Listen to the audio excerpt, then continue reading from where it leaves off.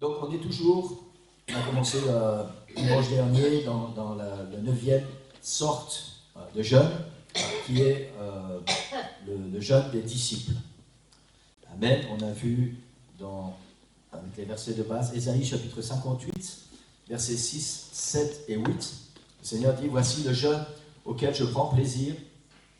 Détache les chaînes de la méchanceté, dénoue les liens de la servitude, renvoie libre les opprimés, et que l'on rompe toute espèce de joug. Partage ton pain avec celui qui a faim, et fais entrer dans ta maison les malheureux sans asile. Si tu vois un homme nu, couvre-le, et ne te détourne pas de ton semblable. Alors ta lumière poindra comme l'aurore, et ta guérison germera promptement. Ta justice marchera devant toi, et la gloire de l'Éternel t'accompagnera.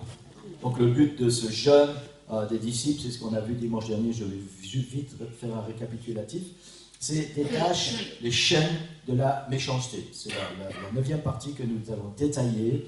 Et ce mot méchanceté, qui est recha en hébreu, est traduit par tort, culpabilité, injustice, action coupable, mensonge, méchamment, trésor inique, fausse balance. Donc, globalement, nous avons vu dimanche dernier que ça concerne le péché. Et la situation qui va nous occuper avec cette partie détache les chaînes de la méchanceté et avec ces paroles de Jésus quand cet homme a amené son enfant malade devant les disciples et que les disciples n'ont pas pu le guérir dans Matthieu 17, versets 18 à 21. Jésus parla sévèrement au démon qui sortit de lui et l'enfant fut guéri à l'heure même. Alors les disciples s'approchèrent de Jésus et lui dirent en particulier, « Pourquoi n'avons-nous pu chasser ce démon ?» C'est à cause de votre incrédulité, leur dit Jésus.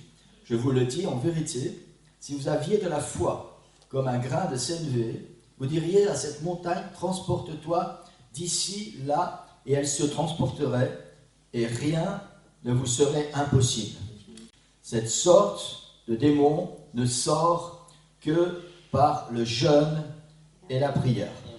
Voilà, et c'est le verset clé pour cette partie d'études bibliques sur le jeûne des disciples. Cette sorte de démon ne sort que par le jeûne et la prière. Et nous avons vu dimanche dernier que Jésus réprimande ses disciples parce qu'ils n'ont pas pu chasser le démon hors de cet enfant. Et Jésus leur enseigne qu'ils auraient pu y arriver avec une habitude, une pratique régulière de jeûne et prière dans leur vie.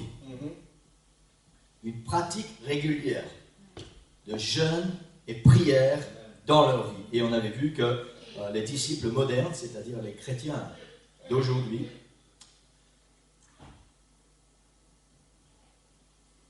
s'habituent à vivre avec les péchés qui les assaillent et les dominent, alors qu'ils pourraient avoir la puissance, la victoire et la délivrance si seulement ils avaient le désir de passer un peu de temps dans le jeûne et la prière.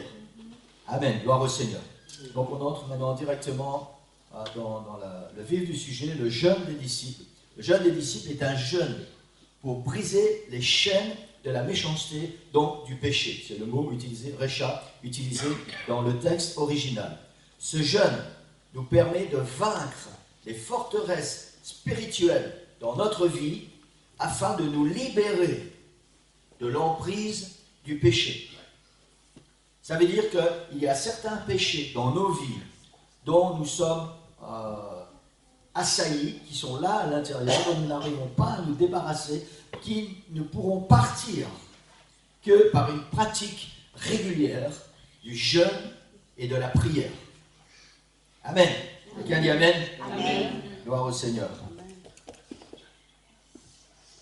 Dans Hébreux chapitre 12, verset 1, l'auteur de l'Épître aux Hébreux nous parle de tous ces grands hommes de foi qui ont fait des choses extraordinaires. Et il dit, nous donc aussi, puisque nous sommes environnés d'une si grande nuée de témoins, rejetons tout fardeau et le péché qui nous enveloppe si facilement et courons avec persévérance dans la carrière qui nous est ouverte, dans le ministère qui nous est ouvert.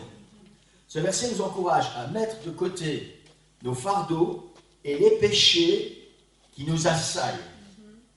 Il faut savoir, parce que c'est très important, que nous ne pouvons pas être un véritable enfant de Dieu et vivre en permanence sous la puissance du péché.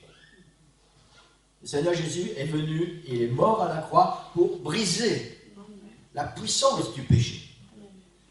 Maintenant, il faut savoir aussi que même si nous sommes enfants de Dieu, nous sommes toujours dans cette chair qui est assujettie à, je veux dire, avoir des faiblesses.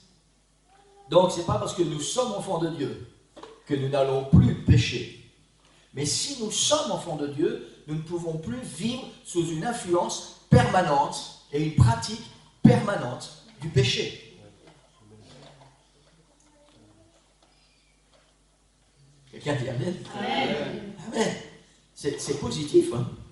C'est positif. Vous savez, malheureusement, ça arrive tellement souvent que les gens à qui on parle du Seigneur ou les jeunes convertis prennent des distances parce qu'ils disent oui, mais si je deviens chrétien, alors je ne peux plus fumer, je ne peux plus boire, je ne peux plus regarder les films que j'ai envie de regarder, je ne peux plus aller dans des endroits malsains, je ne peux plus faire ceci, je ne peux plus faire cela. On a l'impression que parce qu'on devient chrétien, il y a tellement de restrictions. Et ça, c'est parce qu'on a pris la chose à l'envers. Parce que nous devenons chrétiens, nous découvrons que ces choses sont nocives et mortelles pour notre âme. Amen. Alors, parce que nous sommes devenus enfants de Dieu, notre désir est de nous séparer de ces choses qui vont faire la guerre à notre âme. Amen. Et qui vont nous détruire. Et c'est tout à fait différent.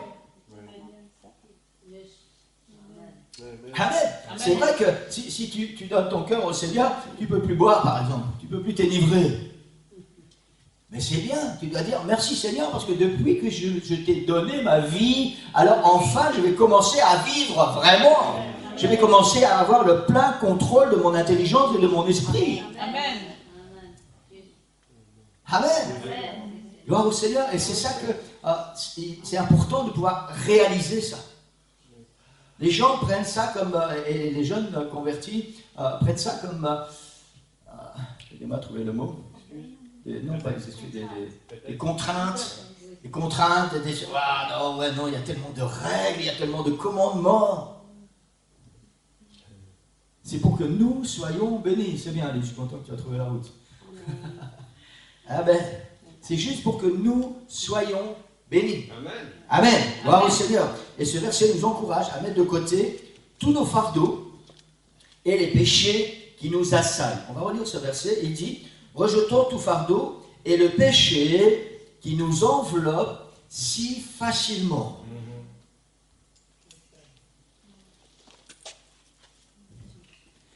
Parfois, ce péché vient et comme une araignée, il tisse sa toile autour de nous, mais ça a été fait tellement discrètement, le diable a agi d'une manière tellement discrète que nous ne nous sommes pas rendus compte de ça.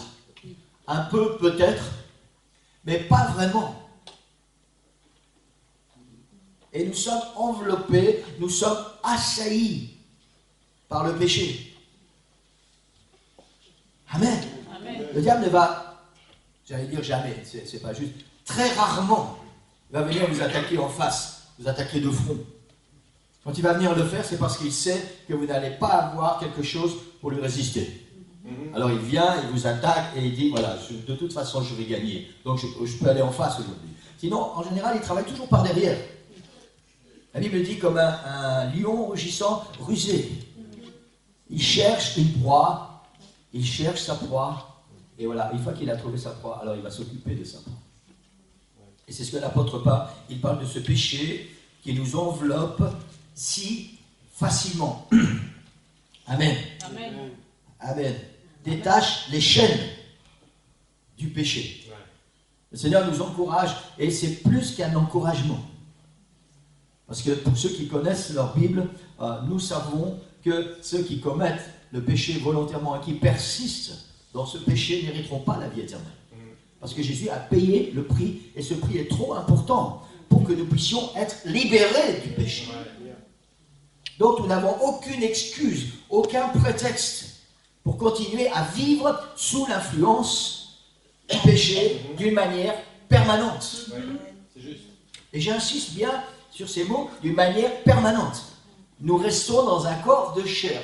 Donc, ça va arriver, ce n'est pas négatif ce que je dis, ça va arriver que nous allons commettre des péchés. Parce que nous sommes toujours dans un corps de chair. Mais entre commettre un péché occasionnellement et vivre d'une manière permanente sous l'influence du péché, il y a une grande différence. Le Seigneur est venu pour nous libérer de cette influence et de cette chaîne. L'apôtre Paul parle d'une chaîne du péché sur notre vie. Amen. D'autres mots qui sont utilisés dans ce verset, on pourrait traduire par harceler, encercler, troubler, empêtrer. Vous savez, ces situations où voilà, on met les pieds dans quelque chose et puis on fait un autre pied et on pense se libérer. En fait, on a fait que resserrer les nœuds et puis il y a un moment où on ne sait plus vraiment bouger. C'est ces mots qui sont des synonymes dans ce verset, puisque nous sommes environnés d'une si grande nuée de témoins. Rejetons tout fardeau et le péché qui nous enveloppe si facilement. Amen. L'auteur d'Épître aux Hébreux nous encourage à fuir ces choses. À fuir. Est-ce que tout le monde sait ce que ça veut dire? Fuir. C'est nous retourner dans l'autre sens et vite nous éloigner de ça. Et la Bible nous encourage à fuir le péché.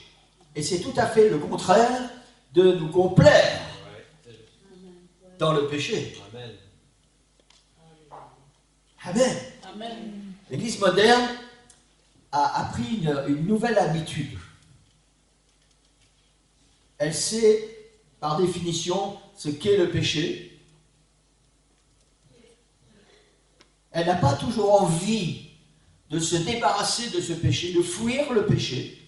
Alors elle essaie de trouver un compromis. Jusqu'à quel point je peux permettre à mon corps de vivre dans le péché sans risquer de perdre mon salut? Jusqu'à quel point je peux tendre la corde sans risquer de perdre ma vie éternelle?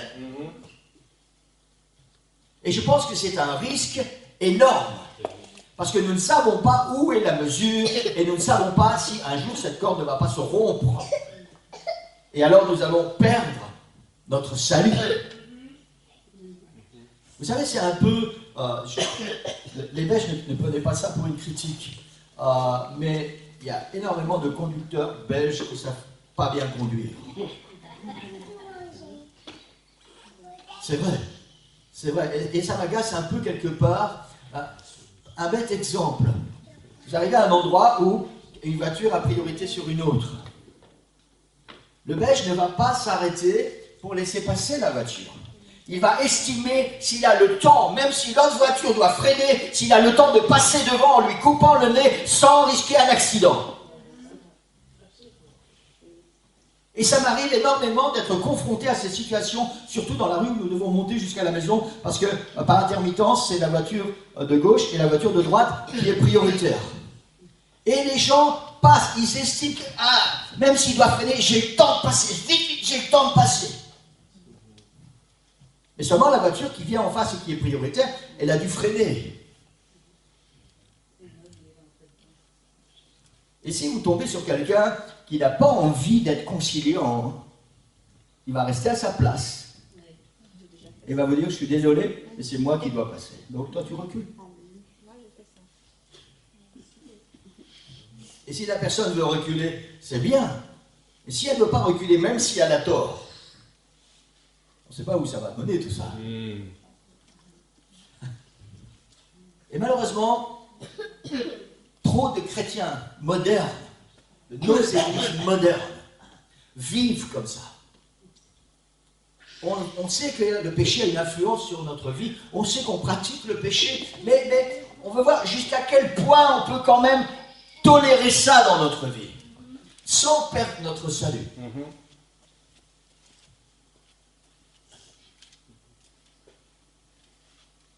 Ces péchés qui nous assaillent, ces habitudes ou ces attitudes qui ont réussi à pénétrer notre mentalité.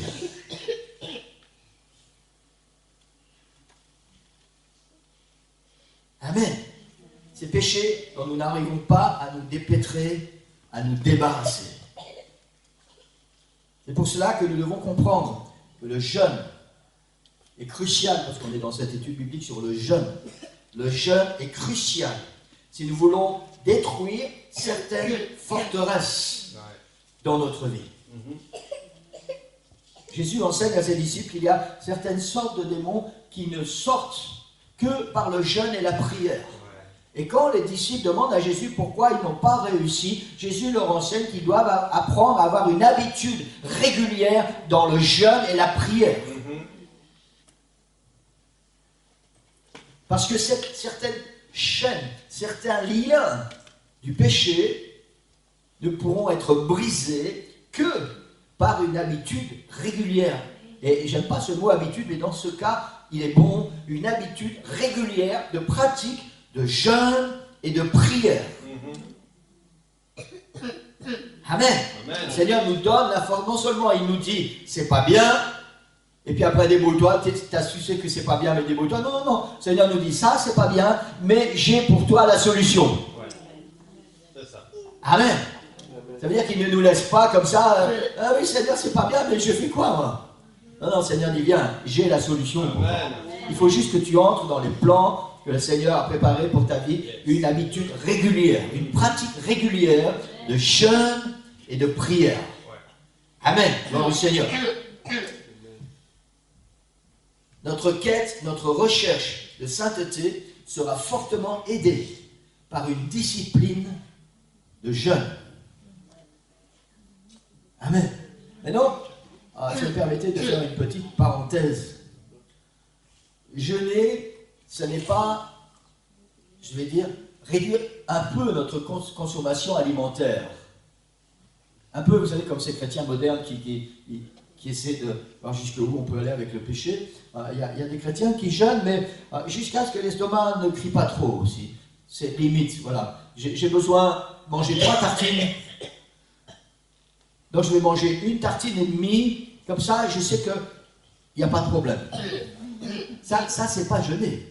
Vous savez, jeûner, c'est donner quelque chose, il faut que ça fasse mal quelque part, entre guillemets.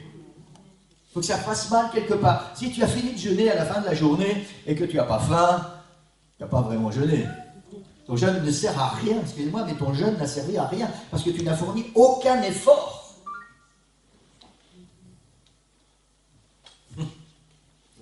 La Bible nous donne le commandement de vivre une vie de sainteté, c'est-à-dire de nous séparer du monde et de nous mettre à part pour Dieu. Détacher ces chaînes de la méchanceté et du péché qui sont dans notre vie. Et ce jeûne nous concerne personnellement. Nous ne sommes plus dans le jeûne où nous prions pour les autres, pour une situation personnelle pour quelqu'un qui est malade, pour l'église en général, nous prions pour la vie. Non, non. Là, nous sommes dans une attitude de jeûne qui nous concerne personnellement parce qu'il y a des forteresses dans notre vie, des forteresses du péché qui doivent tomber.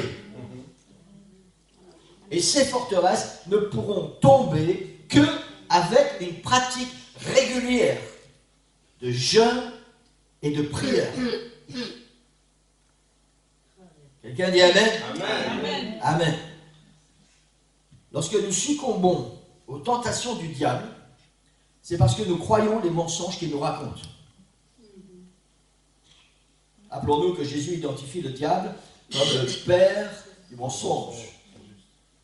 Et lorsque nous succombons au péché, nous achetons un mensonge.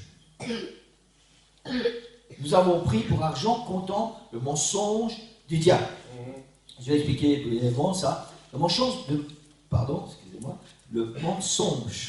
diable se trouve généralement dans l'une ou l'autre de ces 3 catégories, voire dans les 3 en même temps, suivant les personnages. Soit j'ai déjà essayé d'arrêter et je n'arrive pas à me débarrasser de cette habitude. Je suis esclave du péché. Ou je ne veux pas le faire, mais je ne peux pas m'en empêcher, je suis victime. Ça, ce sont les mensonges du diable. Ou j'ai besoin d'une réponse, mais je ne sais pas où la trouver. Je suis perdu.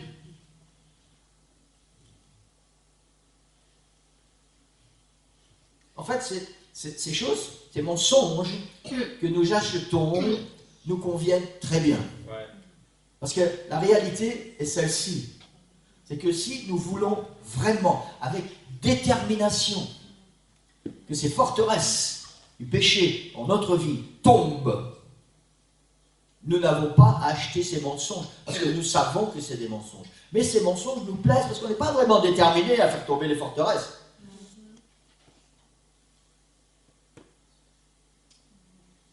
Nous avons des habitudes de péché dans nos vies, nous savons que c'est pas bien, nous savons que le Seigneur n'aime pas ça. Merde, on le sait, mais on achète un mensonge. Seigneur, tu sais, je voudrais bien, Seigneur, mais j'arrive pas. Je voudrais bien, hein, mais j'arrive pas, c'est pas ma faute. Je voudrais bien le faire, mais je ne peux pas m'en empêcher. Tout ça sont des mensonges du diable que nous avons achetés.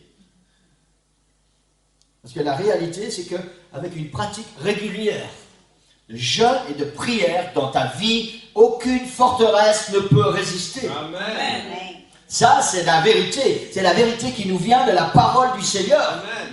Après, libre à nous de savoir si nous allons ou pas acheter les mensonges du diable. Et vous savez quoi, la différence? C'est que les mensonges du diable, eux, vont nous conduire en enfer. Jamais les mensonges du diable ne vont nous conduire à la vie éternelle. Si vous croyez cela, c'est encore un mensonge que vous avez acheté. Le péché, c'est le diable. La sainteté, c'est Dieu. Et il y a un moment où il faut faire un choix dans notre vie. Ou tu marches avec le diable, ou tu marches avec Dieu. Ou tu marches dans le péché, ou tu choisis de vivre une vie de sainteté. La Bible dit que tu ne peux pas servir deux maîtres en même temps. Et la bonne nouvelle, et je vais arrêter avec ça aujourd'hui, la bonne nouvelle, c'est que si tu choisis de vivre une sainteté, alors le Seigneur Jésus te donne les clés. Amen. Avec une habitude régulière, une pratique régulière de jeûne et de prière. Et nous allons voir la semaine prochaine jusqu'où ça va, ces choses-là. Il faut d'abord arrêter d'acheter les mensonges du diable. Et ensuite, il faut croire ce que dit la parole du Seigneur. Et il faut commencer à pratiquer une habitude régulière de jeûne et prière. Amen. Amen. Ce qui va dominer ta vie, c'est ce que tu vas choisir. Si tu décides que Jésus va dominer ta vie, alors tu vas faire tout ce qui est en rapport pour que Jésus domine ta vie. Si tu décides que le péché peut continuer de dominer ta vie, alors tu ne vas pas t'inquiéter du tout des plans du Seigneur pour ta vie. Et tu vas laisser le péché venir t'assaillir et remplir ta vie. Amen. Amen. Et c'est très important, c'est très important. L'Église moderne, et nous vivons dans la fin des temps, et la Bible nous parle de cette Église moderne, de cette Église de la fin des temps, qui ne vivra que pour entendre des choses agréables, que pour savoir jusqu'à quel point elle peut tirer sur la corde sans risquer de perdre son salut, de perdre la vie éternelle. Et le Seigneur ne nous appelle pas à ça. Le Seigneur nous appelle à faire l'autre choix, à tirer sur la corde, mais la corde qui va nous amener jusqu'à la vie éternelle et tirer jusqu'à la sainteté pour essayer vraiment d'être ce que le Seigneur veut que nous soyons.